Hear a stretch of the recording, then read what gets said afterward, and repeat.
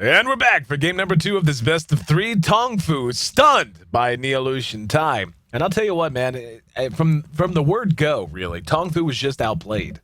That's the only way you can put it. I mean, the draft, I felt like actually favored them pretty well. Their lanes, I felt like were in their favor as well.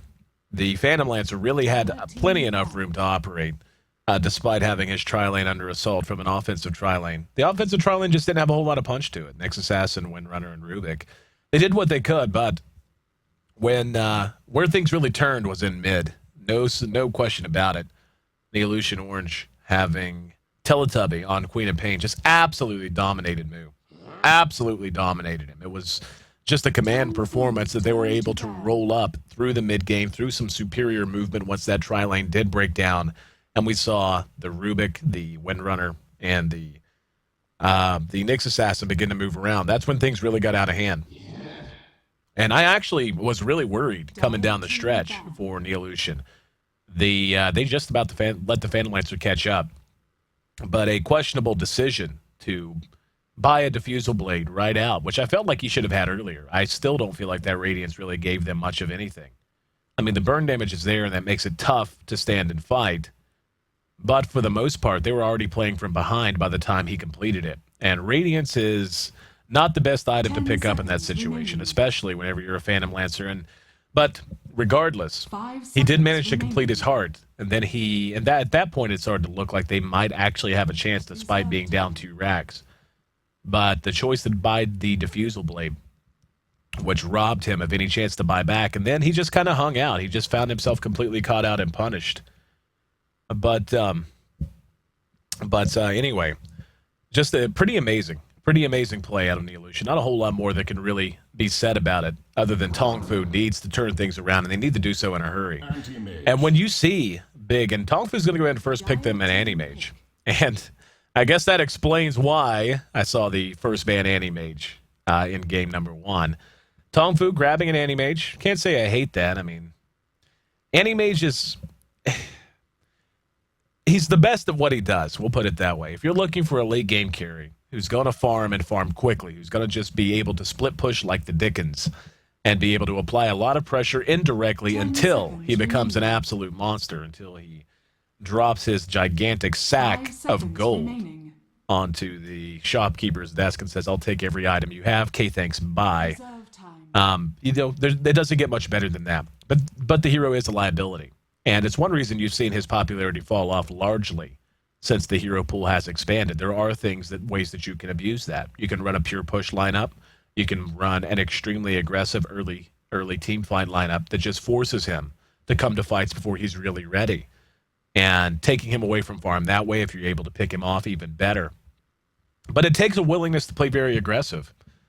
And to be honest, I haven't seen all that much aggression in my time casting with G-1 so far. And this is an educational process for me. I casted some Asian Dota way back when for Monthly Madness Asia leading up to the International 2. And, of course, casted many Chinese teams there. But since then, this is sort of my get reacquainted with the Chinese team, with the Chinese scene, with the Asian scene. I shouldn't just limit it to China, but with the Asian scene as a whole. And in this game we have, of course, the Taiwanese squad. But they're not Taiwanese, but Thailand squad. But to shut down an Anti-Mage, they're going to have to step out away from this slow push, very methodical kind of approach, which seems to define the play styles of a lot of Asian squads. They're going to have to be willing to fight. Shadow Demon is going to be picked up by TongFu. I love the fact that they grab him in second position. Not only is he a strong support in his own right, but he is one of the few heroes that really does serve as a hard counter to an Anti-Mage at all phases of the game just because of disruption.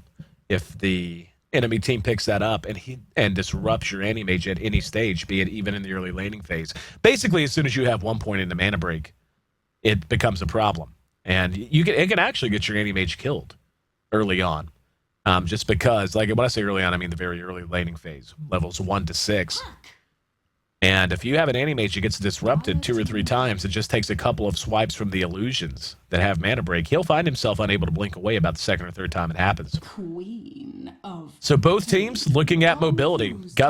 You think mobility is kind of the name of the game here? You've got Surge on Darkseer, you've got the Blink of Queen of Pain, you've got Puck with Ethereal Jaunt. You're going to have Anti-Mage with his Blink as well. Very solid lineup so far. TongFu, very well-rounded at all phases of the game. They have an extremely strong lane support in the Shadow Demon. They have Animage to give them late-game viability, and they have the Puck to guarantee that when 5-man Dota becomes the name of the game, they're going to have a nice AoE silence. Puck is an easy hero to sleep on in terms of how much damage he can actually do early on as well. If he's able to get up to say have a good start in mid, get a good start in terms of levels, Orb plus Waiting Rift actually does a lot of damage. Does a lot of damage in the early stages of the game. Queen of Pain serves the exact same purpose, more or less, except, of course, she's just pure damage output. Scream of Pain, Sonic Wave.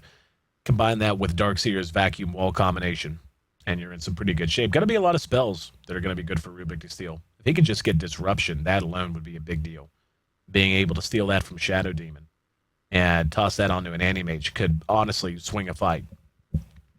Taking a look at the bans as we move to the second phase. Neolution.Thai just not wanting to give away any high-tier supports, taking out the Keeper of the Light and the Jakiro. In the meantime, TongFu says, you know what? We've got an Animage. We're just not going to let you out-carry us. It's going to ban out 3 of the hardest carries in the game in the late phase. In Lone Druid, Phantom Lancer, and the Faceless Void. And we'll see what Neolution wants to ban out here. Probably just another high-tier support to try and weaken any tri-lane potential they have. They may decide to offensively tri-lane this. I think that would be the right call. There's still a lot of supports available to them, and I'll tell you what would work really well would be a Luna. A Luna pickup from Neolution.Thai, put that with a Rubik, and whatever other hero they really wanted to combine with it. Even a Bane could work quite well. And that's kind of the thing. I mean, Animage, of course, has the innate escapability that comes with his blink. But yeah, Lena works as well. And that's a trend we've seen over the last week or so. You see a Shadow Demon, usually the other team wants to ban out Lena and Leshrac in particular, just because of how well they synergize with Disruption and being able to follow it up with those very potent stuns and Light Strike Array as well as Split Earth. We'll see what Neolution.Thai wants to put together here. I really think a Luna pick would be fantastic. It would give them some late game carry potential, plenty of split push potential as well. And Luna is a hero that I really like. I really like in a situation like this because they have a lot of mid-game team fight already with Darkseer and Queen of Pain. You pick up the Luna, Eclipse is an ability that you can use at any stage of the game and really cause problems. And because of that, you can just build her that way. Build her to be a hero that you want to have team fighting a lot earlier rather than later. They're going to go with an Enigma, which I think continues to jive with things. Unfortunately, that does rather limit them from doing any sort of a true offensive tri-lane. And dodging the tri-lane of TongFu here, I mean, it's to me, that's a hard decision to make, and maybe they won't. Maybe they'll still decide to do it and do something kind of crazy like long lane. Well, no, they would have to safe lane the Enigma then, which doesn't even make sense because if you're going to do that, you may as well stick him in the jungle. But dodging the tri-lane and giving an Animage a free farming start. Wow. We're going to have Kunkka. Kunkka picked up. And looking forward to seeing how this is going to work out for them. I want to see how they're going to lane this as well. I would imagine it'll be a Kunkka mid with a long lane Puck. That's putting a lot of emphasis on a Kunkka. It really, really is.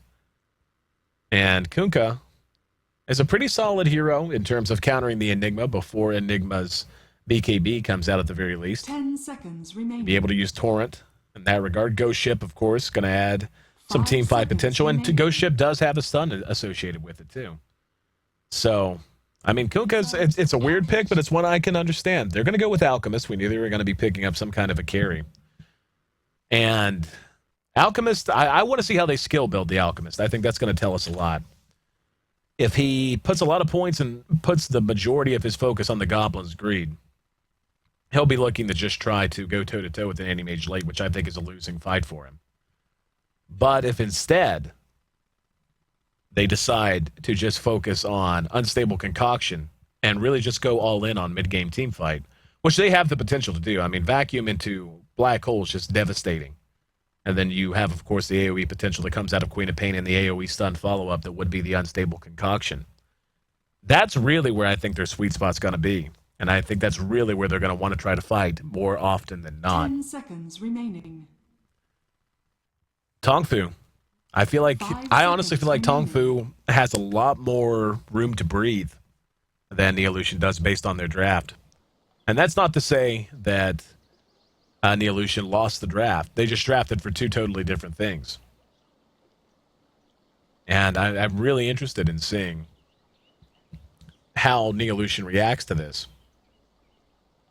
And it looks like we're going to have a brief pause. While we have this pause, I want to thank each and every one of you for being here with us here on One More Game TV 2. If you're just tuning in for the first time, I'm Ayesee, and would love to have you back in the future, so make sure you hit follow. You can follow me on Twitch and Twitter as well. On Twitter, I'm at Ayesee, at AYESEE. And on Twitch, it's twitch.tv/ACTV. That's AYESEE TV. And we're going to have more action on the way. We got 2 more days of broadcast here on the G1 Asia Qualifiers.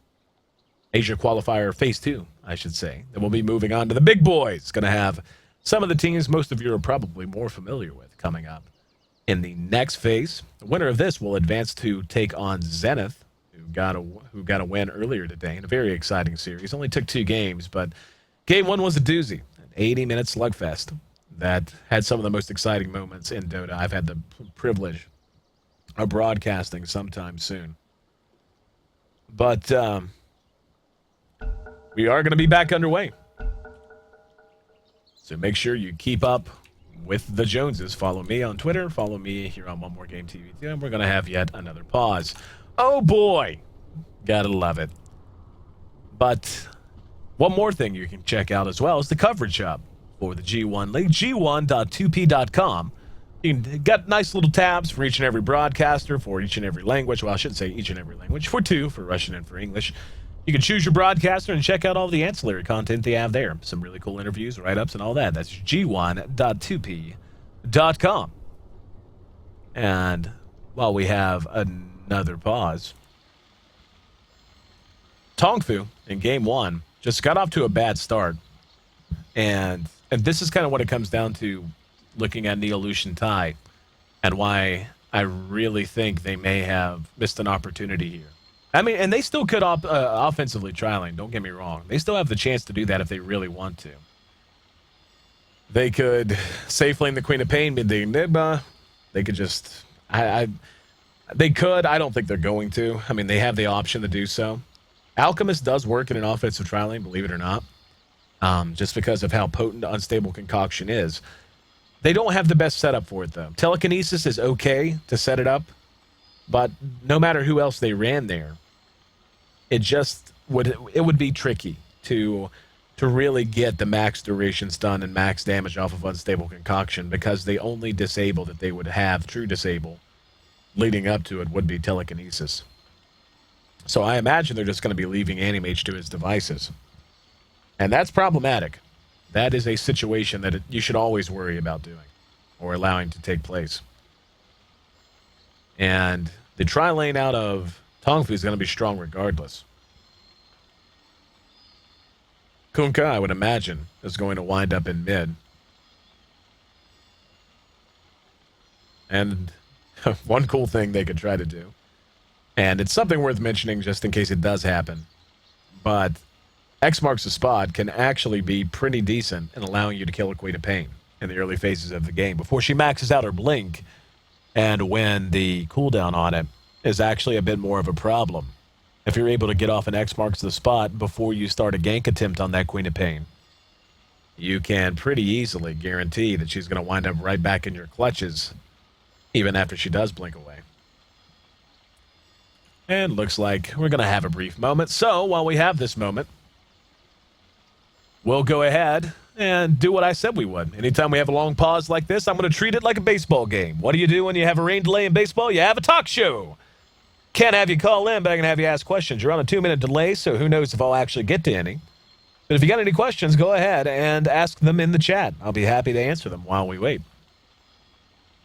And I'll go ahead and look at the chat now, see what we got to see. But, let's see. Yes, I have expanded. Oh, never mind. We are going to be back underway. I have expanded into early morning casts. Wouldn't say... it's more than I'm just casting G1. It just so happens that this phase is taking place very early my time, so I'm going to be here for all of these. We are going to be back underway.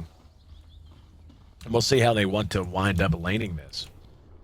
We'll run through our lineup, see who's going to be playing on who. We're going to have Hal playing on our Anti-Mage. Puck will be handled by the player also known as Wing. Not sure if that is Banana or Yabe, but either way. Shadow Demon will be played by our other mystery player, Boy. Kunkka, going to be handled by Mu, who had probably the worst game of his entire life in game number 1, going to be looking to bounce back from that. And Sansheng, going to be handling our Lena, who is sporting the latest in Lena fashion wear, wearing that sexy little cap.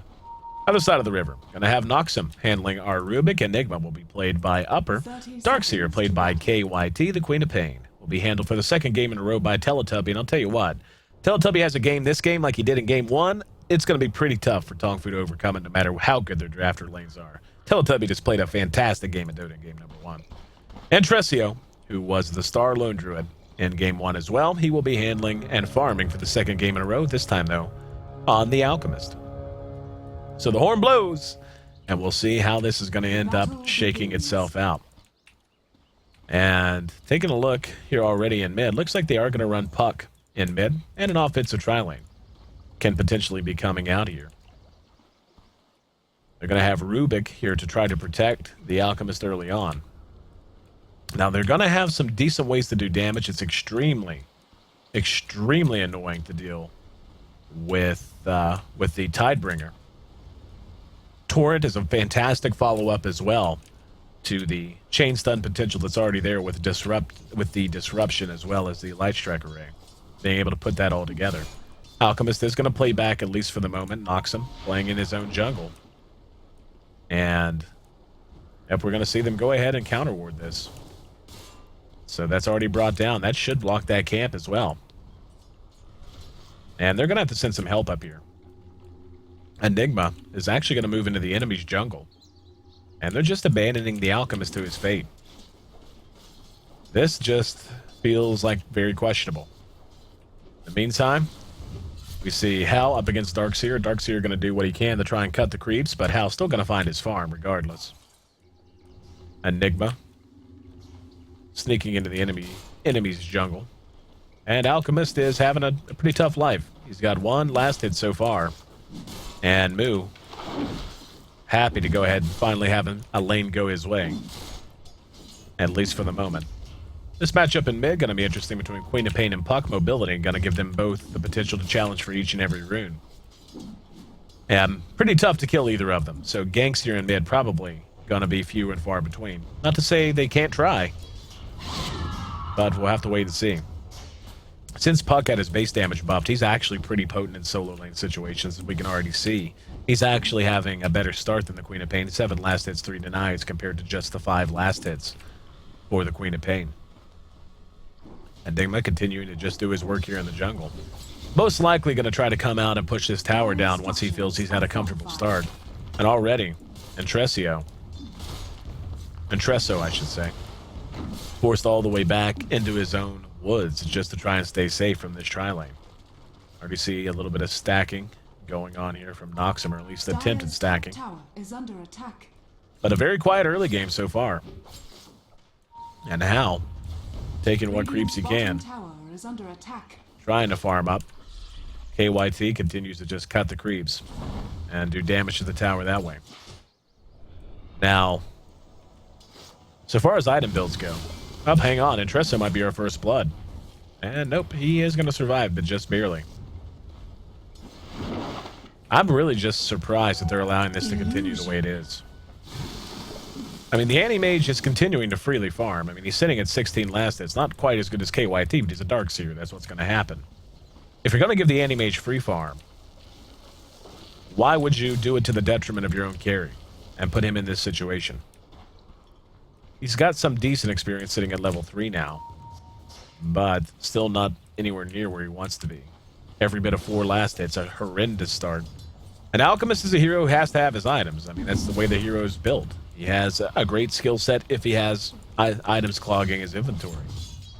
When he has a bad start, he tends to be a non-factor for a long, long time. Never. The Enigma up to level 3 himself. Most likely banking up for that soul ring. And still very, very quiet. Not a whole lot to report. The Enigma is going to make it so they can take this bottom tower just about any time they want.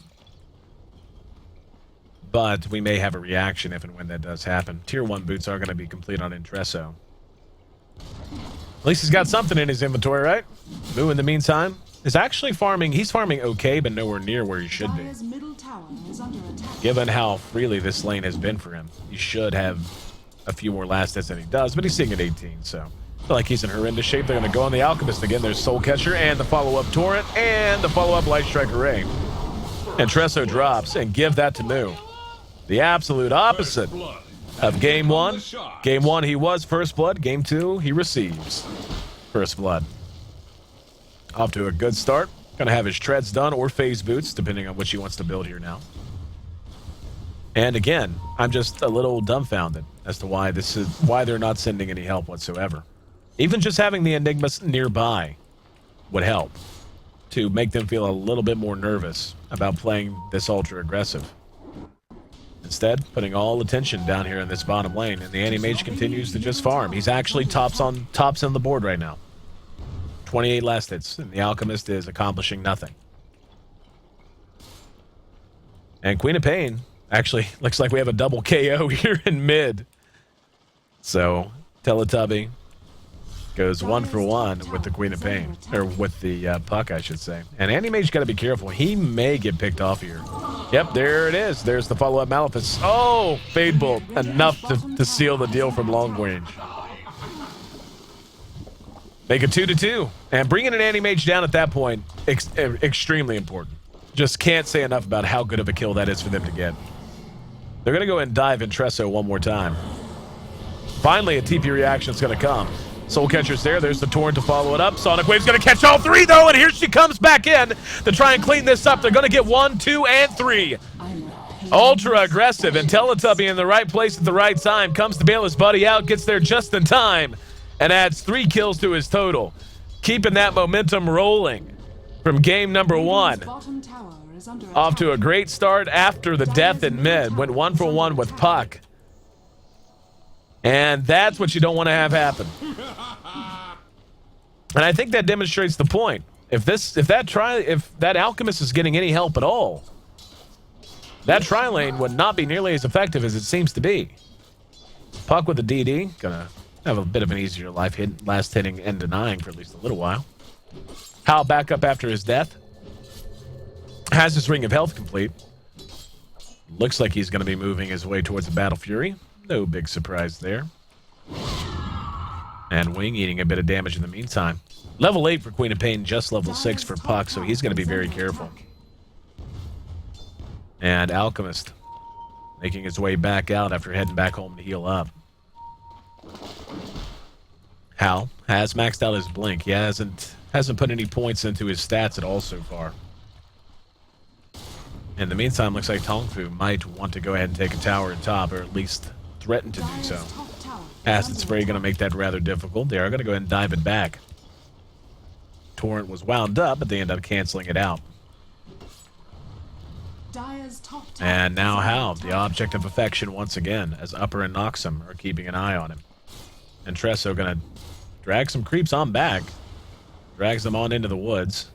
Eats up a little bit of experience. In the meantime, at bottom, Hal is going to be coming under some threat here, using his Calling Blade to eat his way through. And pulling back. Noxum's right there. And there's the Malefice. There's the Telekinesis and the Black Hole. They're going to get him one more time. TP reaction. Day late and $1 short. That's going to be Wing showing up. Actually, he gets a coil off. Manages to catch 2 with it. Noxum's there. KYT going to be the target. Orb does damage, and a couple of auto attacks should clean him up, and it will. Now can they get the return kill? Wing eats the Malefice. Malefice is just level 2 Telekinesis. Enough to make sure the exchange goes their way. Up and top. Intresso in trouble once again. Queen of Pain lands another Sonic Wave. Manages to catch 2 that time. San Sheng going to be traded away in exchange for the Alchemist. So all told, they go 2 for 3. And the exchangements spanning spanning the map. 6 to 8. Take a look at the early gold. It is once again in favor of Neolution.Thai. The experience, the exact same thing. If you're just tuning in, you're watching what could potentially be an elimination game for TongFu. Playing against Neolution.Thai, and the first real upset of the Asia qualifier could very well be staring us right in the face. Neolution having another fantastic start.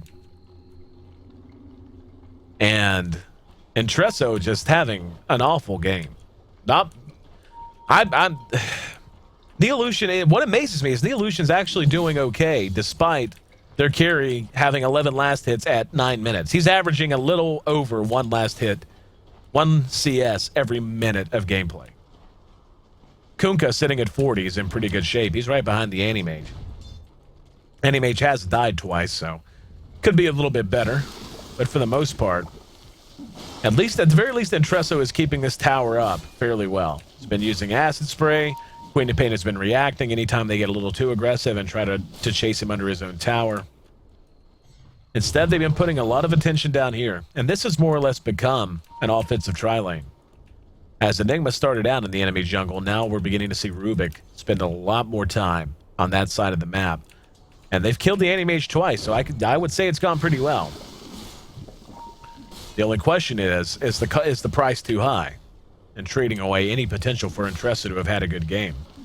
He hasn't put a single point into Goblin's Greed, which really is the right call. It's not as if he would have any chance to get anything out of it. With this being the status quo. So instead, just trying to max his own potential to contribute to fights. Wing with the shortest ethereal jaunt in history, able to get away from Teletubby before much more follow-up damage is given. Now they're going to engage on the Alchemist again. Following it up with the Light Strike Array, and yeah. That's called overkill. That is called overkill. There goes the Courier as well, but that's a very dead Alchemist. Whenever you see that much fireworks taking place, and then you see the boat just as icing on the cake, super dead. Super dead, the only real way to put it. Animage going to be engaged in bottom. KYT eating at him with his Ion Shell. They did manage to bring down the tier 1 bottom, so got that going for him. Hal continuing to farm his way up. He's at 11 minutes and quite a ways away from his Battle Fury, to be honest. That'll happen when you die twice. Now we're going to see TongFu go ahead and smoke up. Try to find a kill somewhere, and Tresso would just be happy to have a lane to himself for a little while. And here we go, another Malefus on Hal. Here comes Rubik. TP reactions are immediate, though. Blink away from the Animage. He will make it away safely. Moo's there, and we're going to see Noxum blink away. Noxum has had a fantastic game so far, having stolen Animage's blink. Now he's going to be wrangled in. There's the silence following the coil. And Teletubby's right there. He's just going to go ahead and blink away. So good reaction out of TongFu that time. That's what they're going to have to be ready to do every time they begin to put pressure on this Animage. 8-8 at 12 minutes in, 16 kills on the board. Wing is going to find himself a DD. Takes a little bit of damage. But we can already see how aggressive Neolution.Thai wants to play this just by looking at the ward placements. They're going to go on Hal again. He's got the blink ready when he wants it, and he will go ahead and spend it. Nice pack of Eidolons. Going to just fade.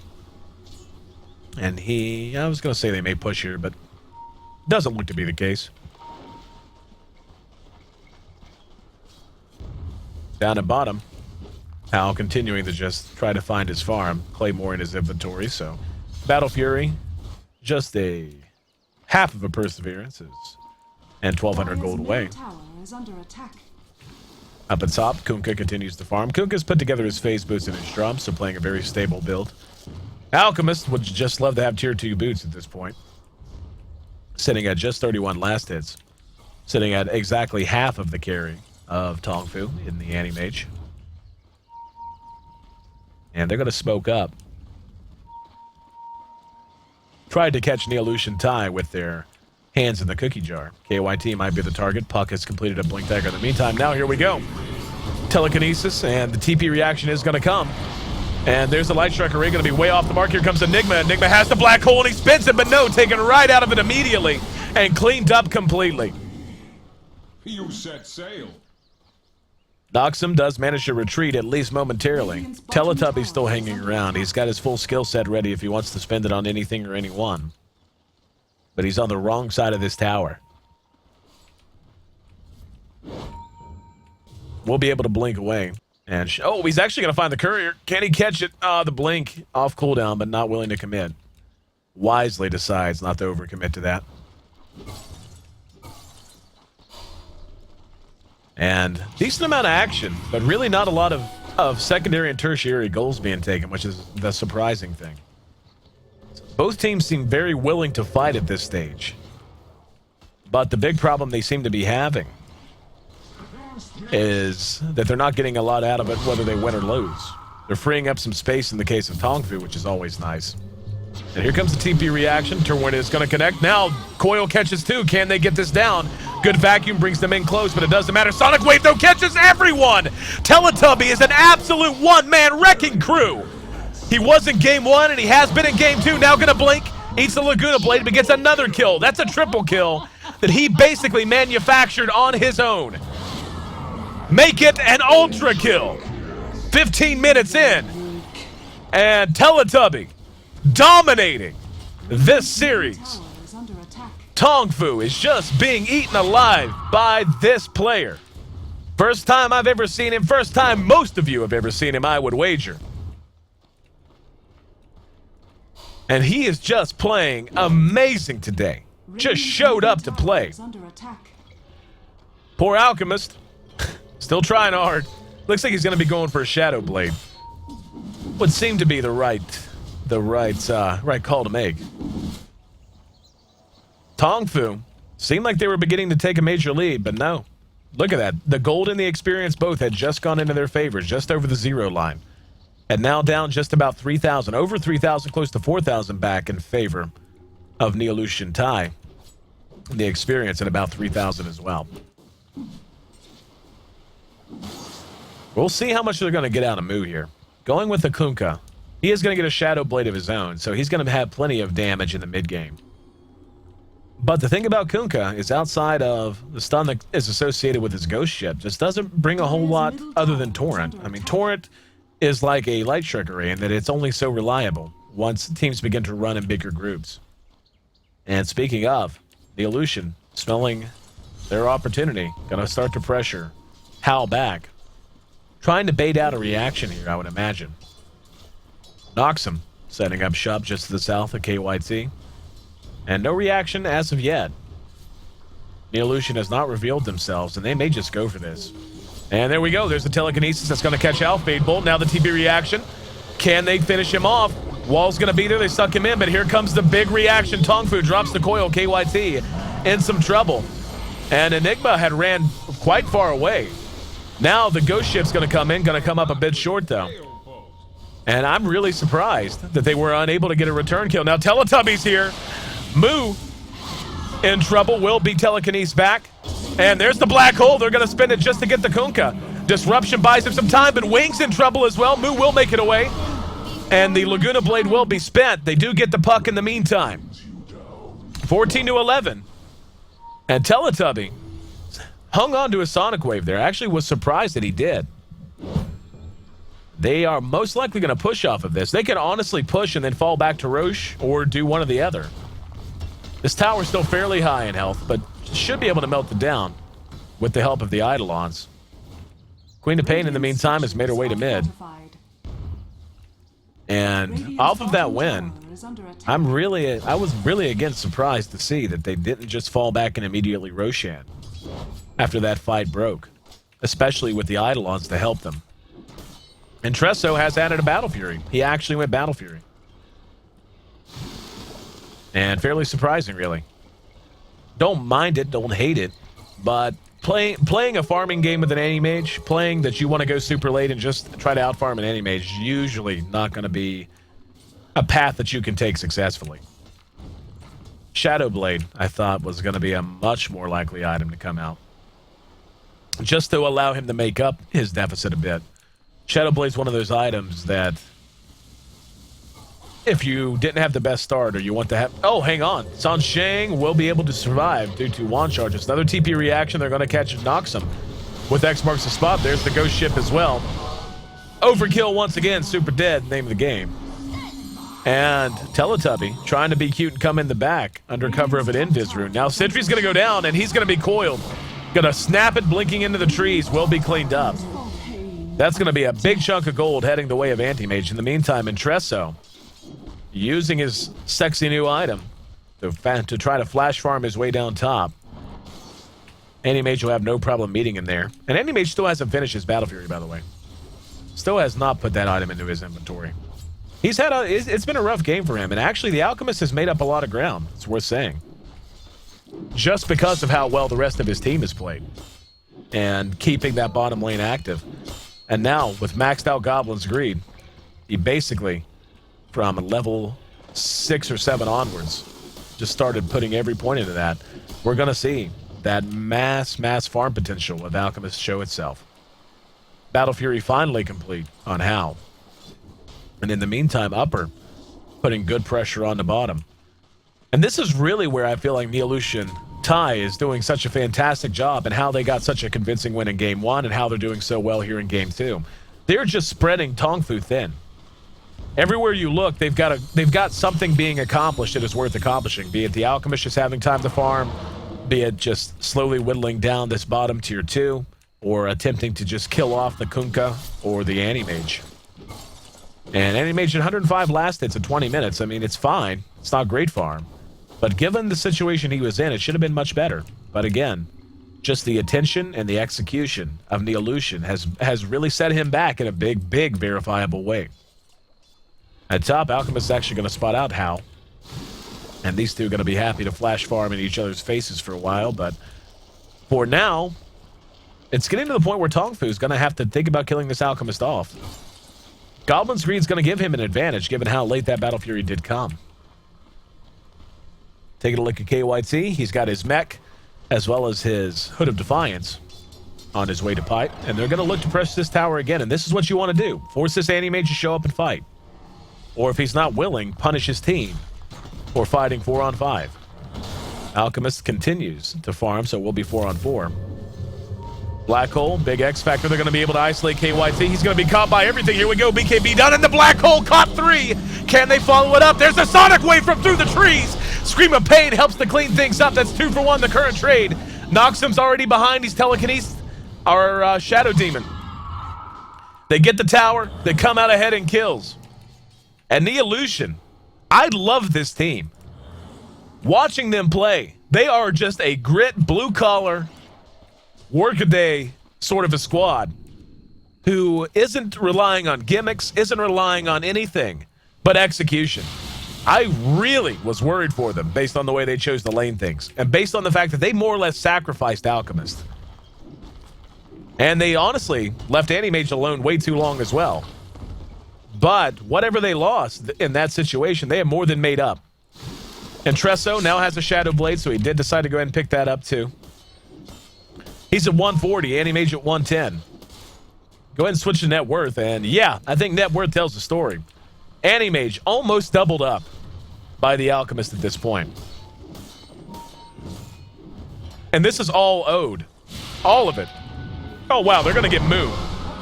Moo's going to be locked down. Can they? Nope. Shadow Blade makes it so they can't grab him. Or can't finish him off. But this is all owed to Noxum, to Upper, and to, in particular, Teletubby, who again is having a phenomenal game. 9, 3, and 4 on our Queen of Pain. The amount of pressure that they've been able to apply, the fact that they've been able to force Anti-Mage out of his comfort zone so often, has really been the turning point of this game. And Enigma with his BKB done, he's actually going to have Blink very soon. He's going to go ahead and stack this camp in a moment, but once he kills it off, he will have his Blink Dagger. But yeah, Noxum, Upper, can't forget KYT. They have played just great. Just great. Killing an Anti-Mage is no small feat. It is tough to kill an Anti-Mage once he has maxed out Blink. And how maxed Blink out above everything else. And they have managed to kill him off a number of times. Anti-Mage has... It's very rare that you see an Anti-Mage who's died 4 times in 20 minutes. It just doesn't happen. And not at this level. But Neolution has managed to make it work. And Intresso, who had such a horrible start, has not just closed the gap, he is beginning to spiral out of control. He's got 3,300 gold. He's going to have enough to buy a BKB and 600 gold if he wants to. I really like this Thai team. I really love what they're doing. And again, I used a bunch of buzz phrases, bunch of catchphrases. Workday, blue collar, you name it.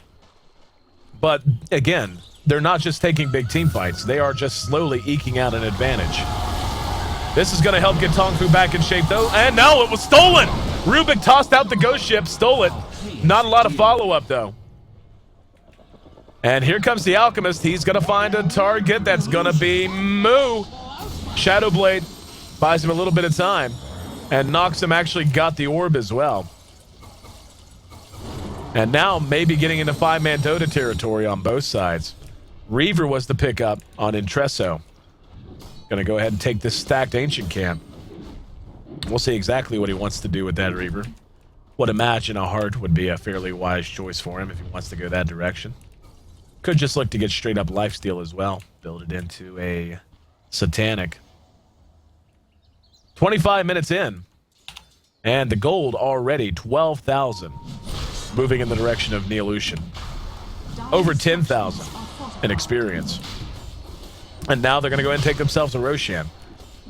I love this Neolution team. I swear I do.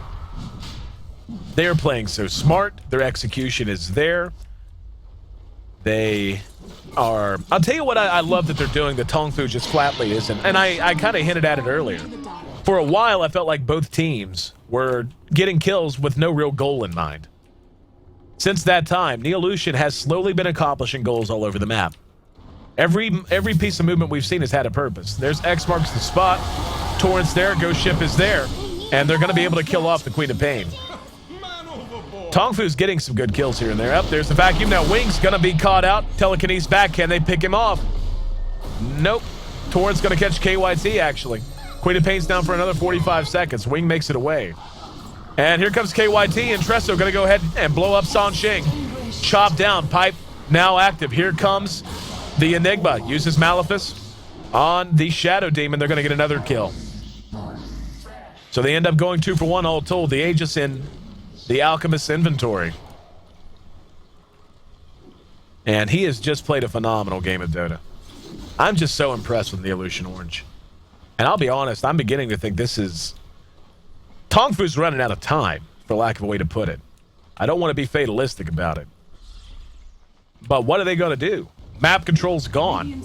The Aegis is now on a hero who is over-farmed with a Heart, a Shadowblade, and a Battle Fury. A hero that you had down to 9 CS in 11 minutes. Or 11 CS in 9 minutes, I think it was, actually. Radiant's middle tower is under attack. This is a game that they have simply let slip away from them. But more to the point, a game which slipped away from them because Intresso was pulling so damn hard. Radiant's middle Such tower has good fallen. Dota played here by Neolution. Really just... I'm a fanboy. Not gonna lie. I'm a fanboy. I like TongFu a lot too. But based on this performance today, Neolution.Thai is going to be one of my favorite teams to watch. Now the Alchemist getting a bit too far forward, though. They're unable to clean him up. Now with the ulti activated, going to be a tall order to bring him down in any situation. Over on bottom, Hal is trying to split push. Looking to trade a tier 2 for a tier 1. Not usually the best trade you can make. Backdoor protection is going to keep the tower standing for a little bit. There's a disruption now. Hal manages to get himself a tower kill on the tier 2, tier 1 bottom in the meantime. And Alchemist throws out the unstable concoction. And just look at how hard he's hitting right now. Blows up the Shadow Demon, no problem. Animage going to go ahead and push to the tier 2 on bottom. And we're going to have the TP reaction to force him off that. He's just going to blink away straight away. Neolution takes their own tier 2 in the meantime. 16-19. And that gold is in excess of 15,000 in their favor. More than 500 gold per minute advantage they have secured for every moment they have played this game. Truly, truly remarkable. And that's against an Animage. An Animage who had a one-on-one lane, who had farm. And now, the de-warding begins. They're going to be playing out of the dark after the gem pick up by Rubik. Animage is making progress. He's got 4,000 gold plus a Yash in his inventory. He's going to finish his Manta. And not a moment too late, or a moment too soon, I'll tell you. They have to have him now. Not a single out-of-tier tower remaining. He is going to be able to blink himself to safety. And Tresso looks to be on his way to either a Mjolnir or an Assault Cuirass. One of the two. With a Hyperstone in his inventory. Most likely a Mjolnir, I would imagine. And I'll tell you what's amazing is that as good a game as Queen of Pain has had, she's not really the story. 9-4. Not quite as impressive as his performance in Game 1. But the 18,000 net worth Alchemist, who had 11 last hits at 9 minutes into this game, and the fact that the rest of his team was able to hold the Anti-Mage down, to apply so much pressure and free the map up, that he was able to play catch-up like this. Just truly remarkable teamwork. And I really am beginning... I'm a believer, man. I believe in miracles. I think we may have our first major upset here in G1. At least in the Asia qualifiers. In season number 5. And... heard the disruption. Disrupting the Anti-Mage, no doubt. And Tresso's going to rush up, sees the illusions, just going to bang them down. Battle Fury going to help with that. And just look at him chop wood. Going to town on the tier 3. They need to engage. They have to engage. He's just going to tank through this. He just doesn't care. And now the ghost ship will go out. He's going crazy. He's chasing down Shadow Demon. Just chopping wood. Sonic Wave connects on everyone. Continuing to just go to town on the black hole. Got everyone. The Aegis is popped. But it doesn't matter. 2 buybacks are forced out. And Neolution looking to close this out. Looking to stun the world. And knock off TongFu. Takes another big team fight. Forcing more buybacks. Now going to rotate back to middle lane. And finally Anti-Mage able to get a kill on the board. Can they pick him off in return? They're going to get the return kill on the Rubik at the very least. But the Alchemist continuing to go to work. Picks off the Kunkka. And Tresso taking this game over. All by himself. Will be disrupted. Anti-Mage is still up. He's fresh from the well, ready to fight. Silence on Tresso. He may have to get out. And he will. They don't manage to get the racks. They do manage to get the tier 3 tower, but more importantly, forcing buybacks on a team that was borderline anemic to begin with. Just knocking them down, notch by notch, peg by peg. 20,000 gold the advantage, 15,000 experience now in favor of in favor of Neolution. And again, they didn't manage to get a racks, but they forced a couple of buybacks that they really could not afford. Simply could not afford. The net worth on the Alchemist, up over 20,000. He's got an Assault Cuirass. He actually did pick the Cuirass up. The reason I didn't think they would go for that is because the rest of his team is not a right-clicking team. There's really no other source of right-click to benefit from the armor reduction.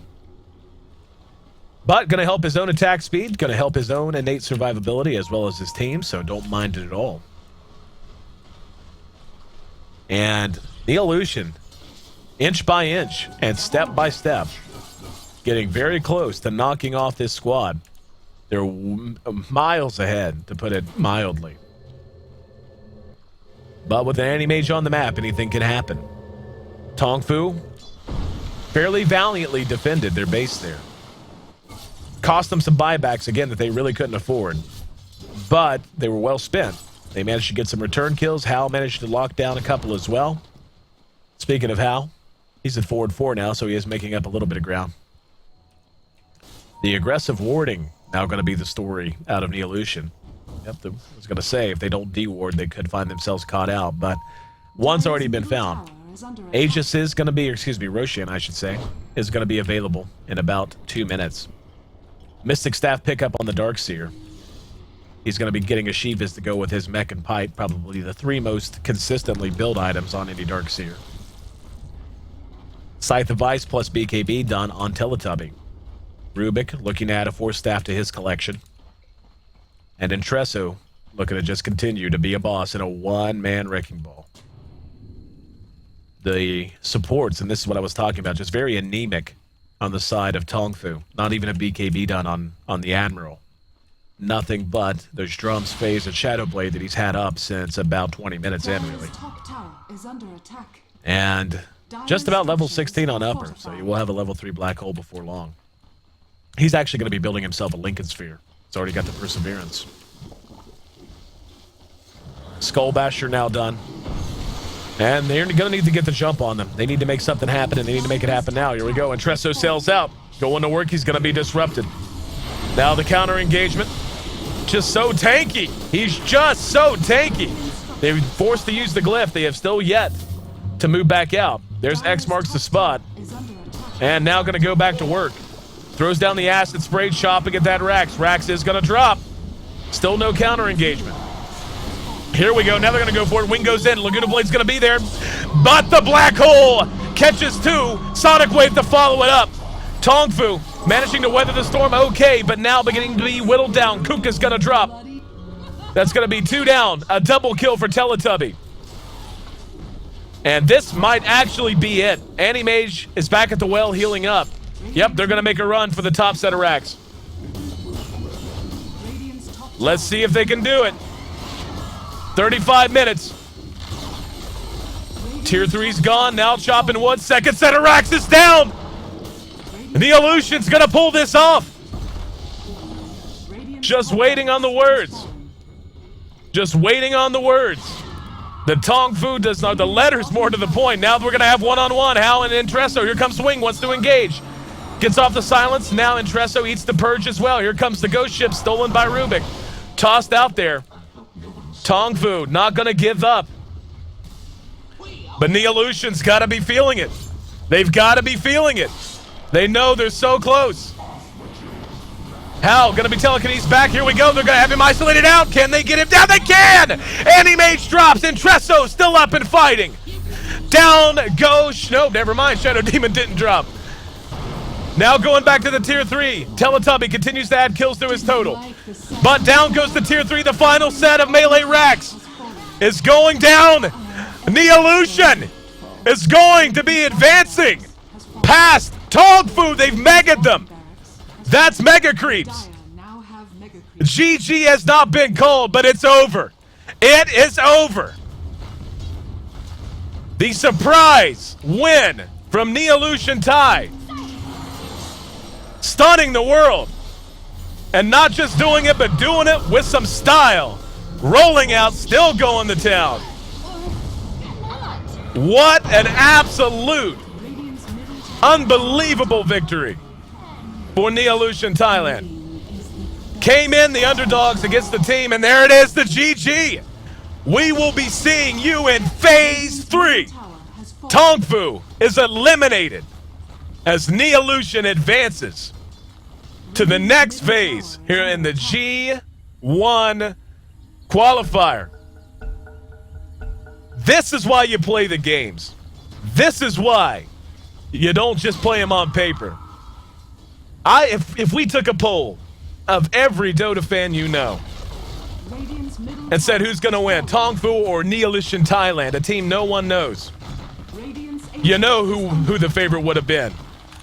Tell you what, speaking of favorites, this team has quickly become one of mine. Put it in the books. 37 minutes it took them.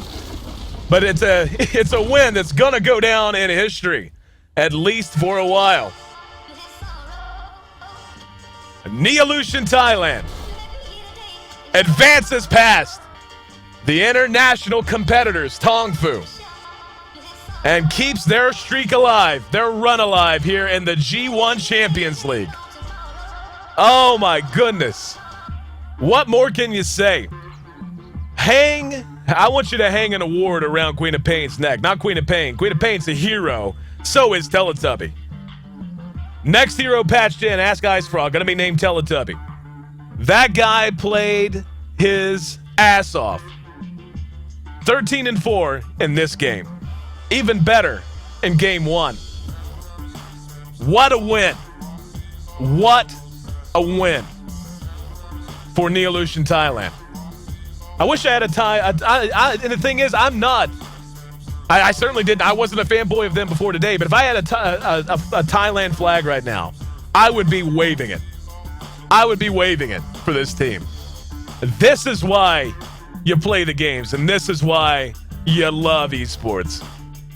The upset win goes to Neolution, Thailand. TongFu knocked out of the G-1 Champions League in the second phase of the Asia qualifier.